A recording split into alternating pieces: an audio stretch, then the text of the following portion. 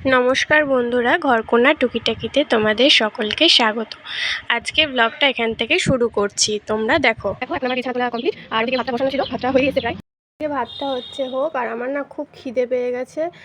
মানে সকালবেলায় না ওই গ্লুকন্ডিটা আজকে খাইনি, ভালো লাগছিল না, তাই এই যে একটু একটু করে ছাতু নিয়ে নিলাম।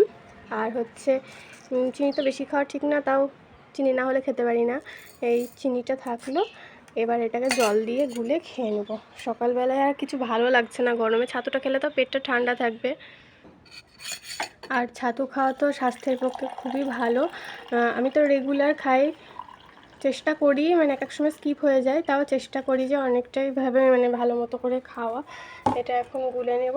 এর মধ্যে একটু লেবু আর বিট লবণ দিয়ে খেলে খুব ভালো লাগে। তারা এটা গুলিয়ে নিই, এক হাতে না গুলাতে পারছি না। এটা আমার গোলানো হয়ে গেছে, কিন্তু চিনিদানাগুলো না খুব মোটা, গুলতে চাইছে না চট করে। দেখি একটু একটু গুলে গেছে প্রায়। এটা আপাতত খেয়ে নিই। এটা খেতে খেতে দেখছি দেখো ভাতটা হয়ে গেছে। আজকের সকাল থেকে সব রকমের ভিডিও হয়তো জানি না দিতে পারবো কিনা। শনিবার আমাদের নিরামিষ অনেকটাই খিচুড়ি থাকে, আগের সপ্তাহতেই বলেছি। ভাতটা অর্ধেক হয়ে গেছে, এটা আরেকটু ফুটবে। আর একটু ফোটার পরে আমি গ্যাসটা অফ করে দেবো। আর গ্যাসটা অফ করে দেওয়ার পরে এটা মানে ফ্যানের যে ভাপটা, ওই ভাপেই ভাতটা হয়ে যাবে। আমি পুরোটা ভাত ফুটাই না, পুরো ভাতটা ফোটালে গ্যাসটাও বেশি লাগে আর অনেকটা টাইমও লেগে যায়, তো বন্ধ করে রেখে দিই, ফ্যানেই গরম হয়ে থেকে যায়।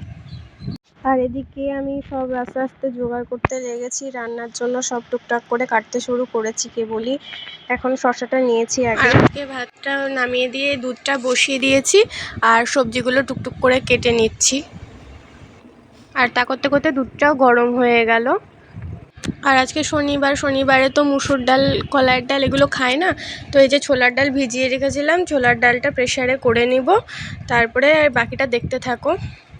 তারপরে ওকে বললাম একটু বাজারে যাও, ডিমটা শেষ হয়ে গেছে, ডিমটা আনতে। তারপর বাজার থেকে এসে আবার জলটা আনতে যাবে, তো কিছুক্ষণ পরেই যাবে। তার আগে বাজার থেকে চলে এলো। এদিকে সব আমার সবজি কাটা কমপ্লিট। এখানে পটলগুলোকে হলুদ লবণ দিয়ে ভালো করে মাখিয়ে রেখেছি, আর এদিকে তেলটা গরম হতে দিয়েছি। তেলটা গরম হলে পটলটা ভেজে নিব। এই দেখো তেলটা গরমও হয়ে গেছে, বলতে বলতে দেখো ধোঁয়া উঠছে।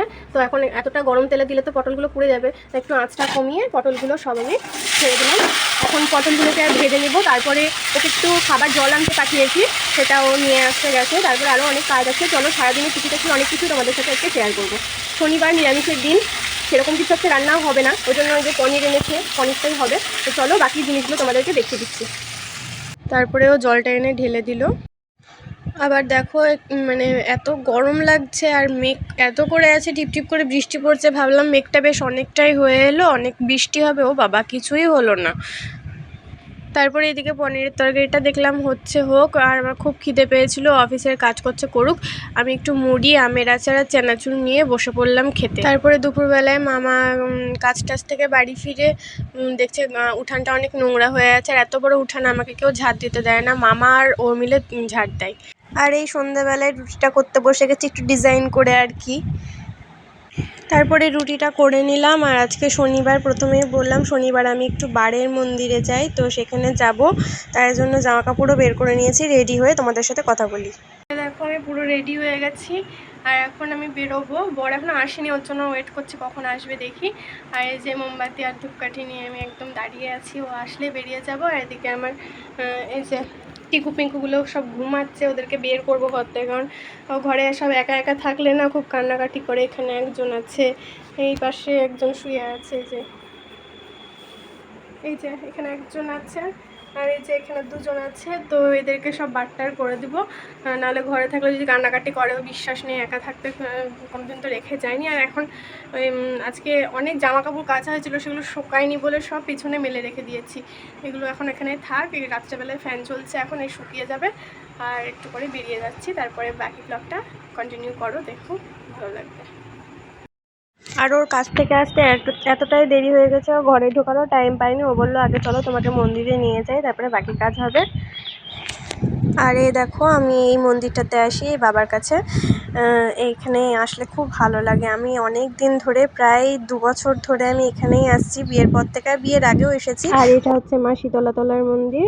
আজকের ব্লগটা এই পর্যন্ত থাকলো, বাই বাই, টাটা, সবাই ভালো থেকো।